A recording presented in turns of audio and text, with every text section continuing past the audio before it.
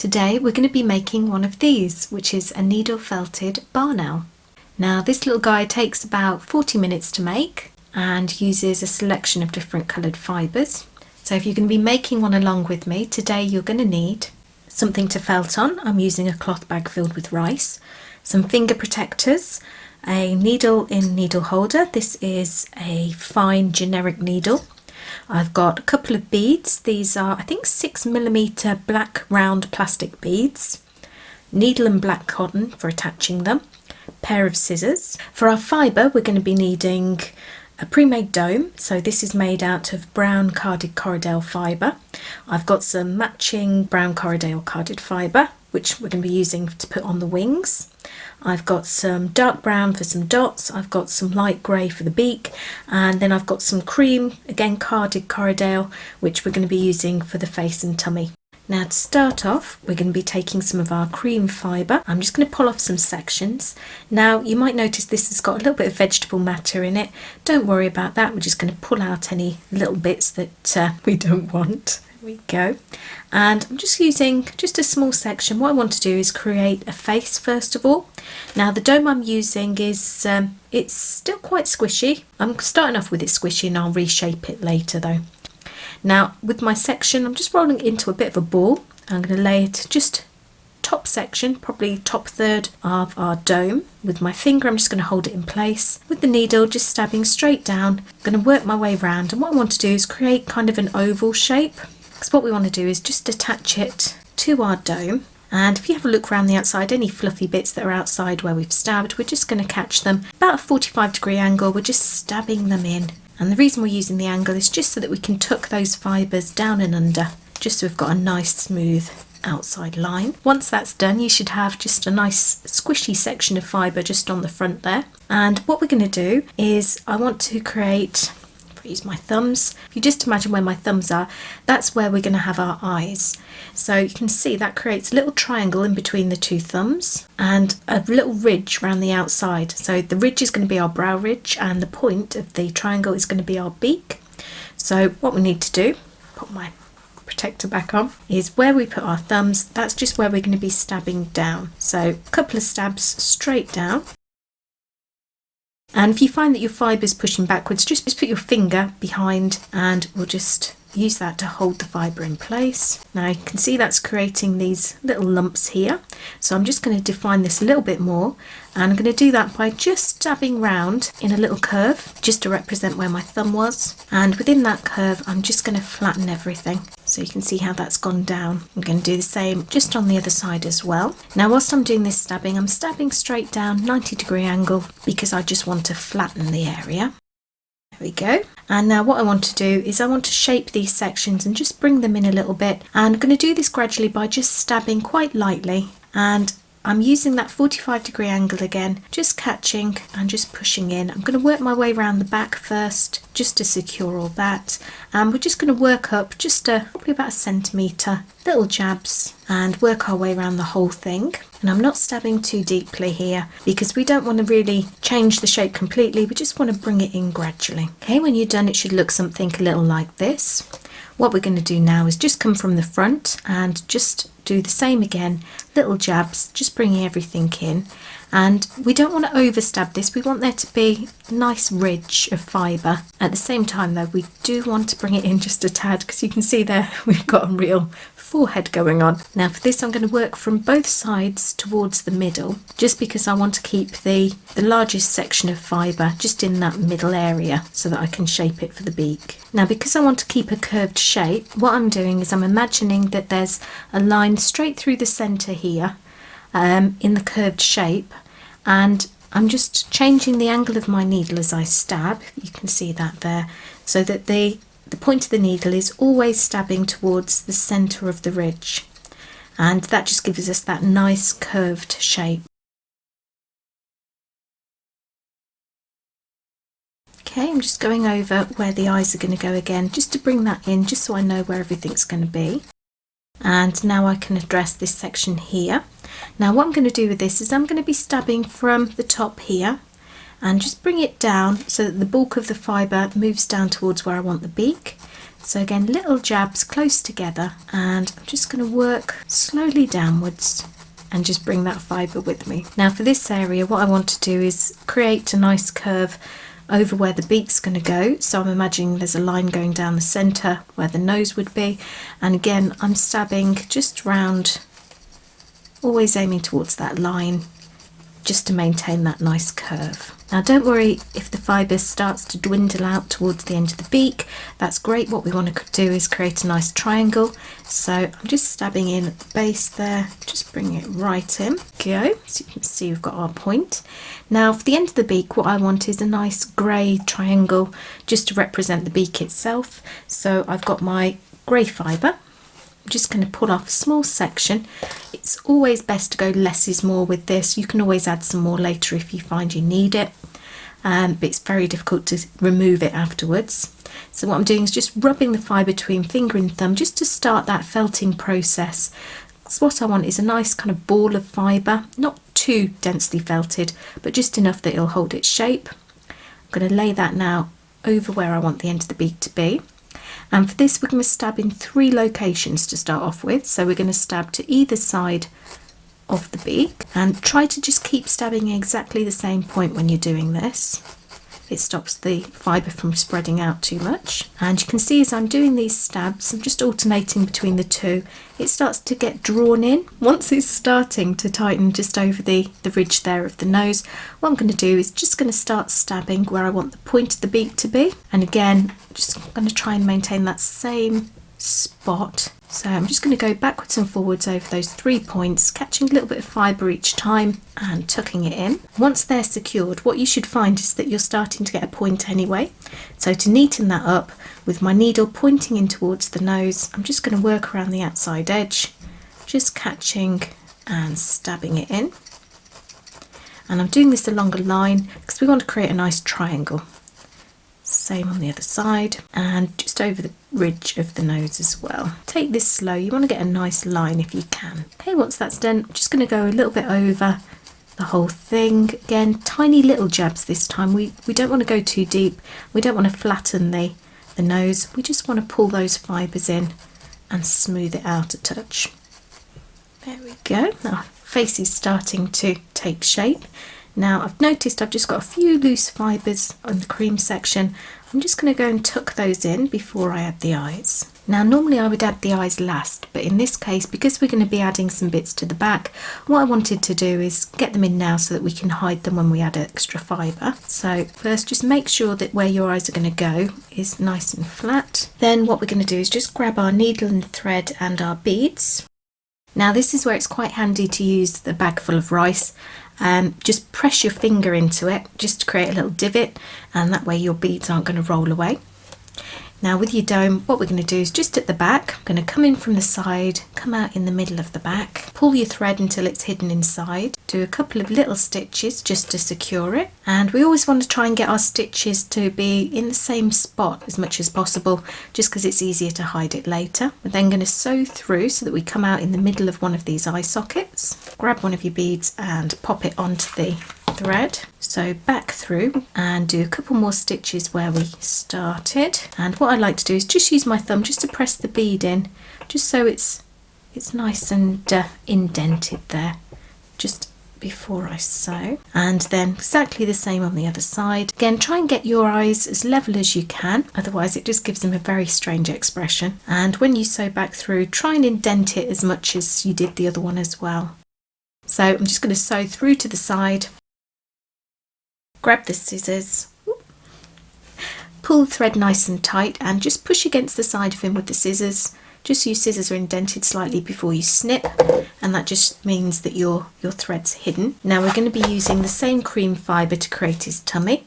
Again, get rid of any dark fibres or little bits of vegetable matter. Now for the belly, we're going to be using the same cream fibre that we used for the head. I've just pulled off a small section and just rubbed it into a bit of a ball. The reason I'm doing that is just so we don't have lots of loose fibres coming off the outside edge. And we want to create a line of brown fibre between the head and the tummy, so just leave a gap, lay your fibre on, and because we want that gap, it's always best to do your first stabbing, your first line, just at the top here so that you can get it exactly where you want it. So take it slow again, and just going to stab along just to attach this top bit so I don't have to worry too much about it moving about after that. And then I'm just going to keep it in line with the sides of the face there, and just work my way down, a little bit of a curve right down to the bottom, and the same on the other side. Now I'm just doing some little jabs, just randomly placed along that line. You don't need to do them too close together at this point. We're just kind of tacking it into place and just catching the fibre and tucking it under. Now for me it feels like I've got a bit too much fibre. You can see I've got a real bulk of it there. So what I'm going to do is just place my finger over the top, hold it in place, and just have a bit of a pull, tear off a few bits. There we go. Then going to work my way around, again in a bit of a curve along the bottom here. Again, quite a low angle, tucking that fibre in. What you should end up with is just a section of fibre there that's tacked in all the way around the outside with a big bulk of it in the front. And what we're going to do is just start stabbing straight down, just catching that fibre. And what should happen is, because we've outlined it, when we stab down it should hold its shape. And what we want to do is go over the whole thing and just smooth it out. So it's going to take a little while of stabbing. Once it starts to firm up a little bit, you can start making smaller stabs closer together to smooth it out. If you find that your needle isn't catching as well as you'd like it to, you can swap to a thicker needle. For me this is just going to take a little bit of extra stabbing, I think. Now I am using a bit of an angle with my stabs, and I'm pushing all the fibre in towards the middle, so I'm just rotating him as I do that, 45-degree angle with the needle, and this is just to stop the circle from spreading too much. Once you've brought the outside sections in, you can stab straight down in the middle again. Okay, mine's starting to come together, so what I'm going to do is just work around the outside before I start finalising it. I'm just taking it really slow, lots of little jabs close together this time, just to smooth out the outside edge and catch all those loose fibres and smarten it up a bit. Now if I'd done this earlier, as I was stabbing everything else into place, I would have just ended up with more loose fibres. So leave this till almost the end, just so you don't have to do it again. Okay, once you're happy with it, just go over one more time, just in the middle, just little stabs close together, and just get it as smooth as you can. Aim for any sections that are sticking up more than others. If you find as well that you've got patches where your darker fibre is showing through, just take small sections of your cream and just add it over the top until you're basically happy with the effect. Now we want this quite firmly felted, because what we're going to do next is add some little dots of colour onto it, and if it isn't felted enough when we do that, you'll just lose the added fibre. There we go, I think that'll do for me for now. So what I'm going to do now is just grab some of the brown fibre I used for the dome, and I'm just going to pull off some little sections. Now these don't have to be too big at all, we're just doing it so we can add a few little dots. So I'm just pulling off about 12 or so little bits I think will do for this guy. You might need more or less depending on the size of your owl. I've lost count, but we'll work it out. Now what I'm going to do is just take these little bits, just try and even them out a bit, and just rub them between finger and hand just to make little balls. I'm doing this now so that I don't have to keep taking my finger protectors off and on. Okay, so I've got my dots now, so what I'm going to do is start adding them, and the trick with this is to always stab in the same spot if you can. So the more you stab in the same spot, the smaller your dots will be. Now these might be a bit big or have a bit too much fibre. I'm going to have a go and see. So what I'm going to do first is just stab straight through the middle, and I'm just going to keep stabbing in that same spot over and over again, and I'm going to try and catch just a little bit of extra fibre each time. Just kind of draw it in and stab it down, and you might find that you need to use a thicker needle for this, and if your fibre isn't getting drawn in enough. Okay, so there's one. It's quite big. If you want it smaller, just keep going until it gets all drawn in, and you can also as well just stab around the outside, stabbing inwards towards that central point. Go. So I'm going to add another one now, and just add as many as you want. I think for this little guy, just because these dots aren't getting drawn in quite as much as I'd like, I'm going to go for less. It's a bit less fibre as well, I think. If you find that your fibre is getting pulled in a bit too much, what you can do is just do some little stabs around the outside edge just to stop it getting drawn into that central point where you were initially stabbing, and just little jabs to flatten once it's where you want it. And it can just be that certain parts of your owl aren't felted as much as others, so if it isn't felted as much, there's more room for the fibre to get sucked in.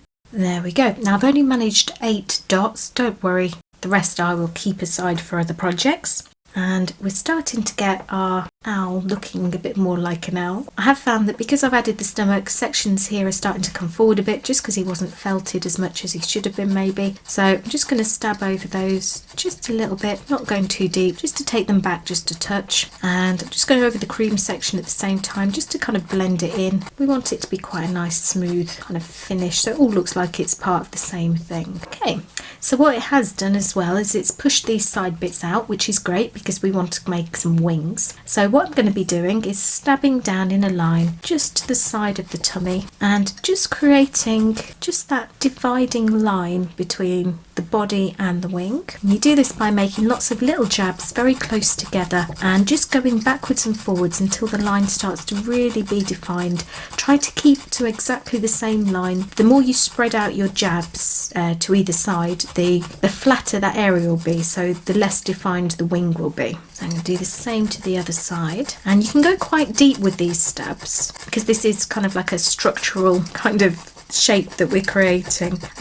We want it to be really well defined, so the deeper you go, the more noticeable it should be. There we go. So we've got our lines there. Now what we want to do is just round off the body and the sides here so that it looks like the central section is all one thing and these are separate. So to do that, just imagine that there's a central core through from the top of his head coming out the base, and that goes through the centre of the whole of the owl. And what we want to do is be aiming with our needle always towards that central line, and this just helps to just create that nice curve. So if you see, I'm changing my angle depending on where I'm stabbing. So from the left I'm stabbing inwards, from the right I'm stabbing inwards, and all the way in between always towards that line. So there we go, that's starting just to create more of a rounded shape. At the moment the wings are going up quite high, so what I'm going to do is come from behind and just bring them in. So I want to create a separate head section, and for the wings I want them to start about up here. So if I just do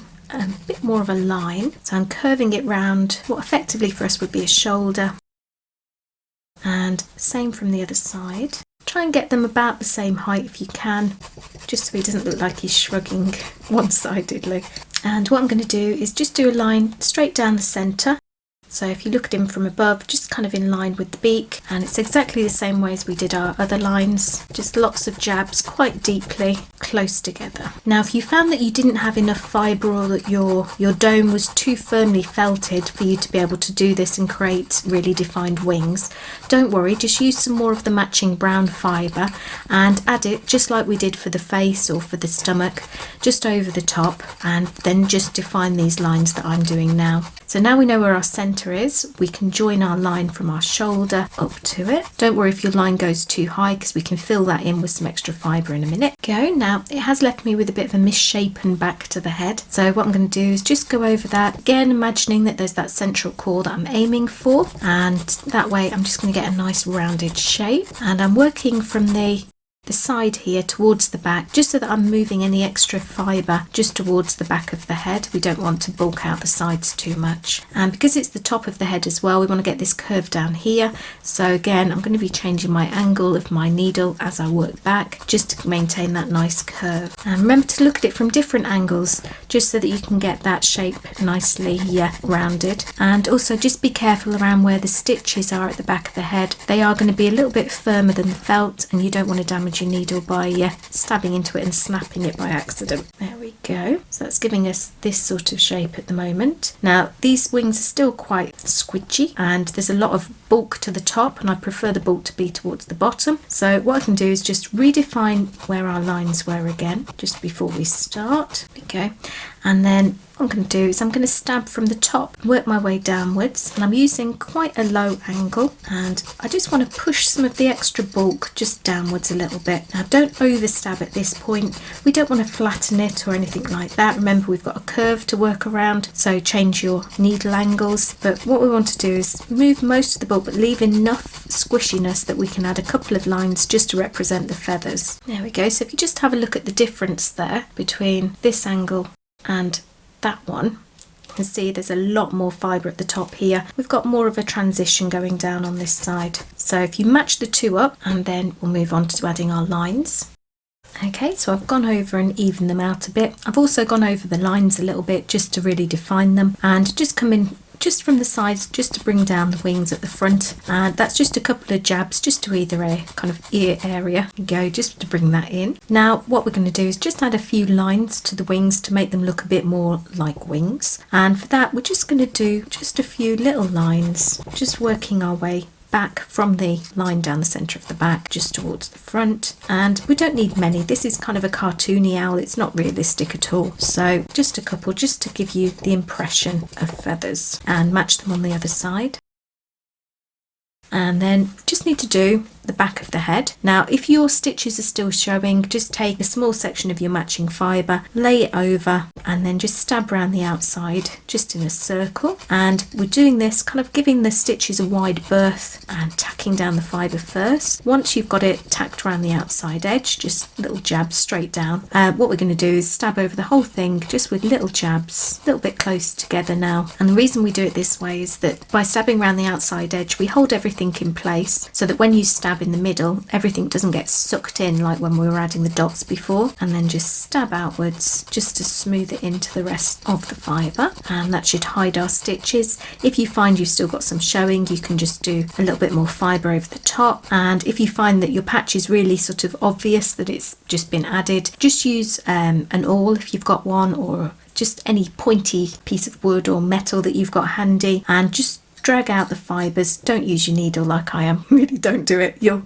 end up bending or breaking your needle. But if you just use it and just spread your fibre out and then stab it into place again, that should hopefully just hide where your patch has been added. Now I just want to add a few dark dots to the back of the head, so I've got my dark fibre. I'm going to do exactly the same as I did with the light brown fibre, just grab some bits of wool, roll it between finger and thumb to create a little dot, and probably only need about 5 I think for the back of his head now. And then it's exactly the same as we did before, we're just going to lay them on and stab in the centre and just keep going until you've added them.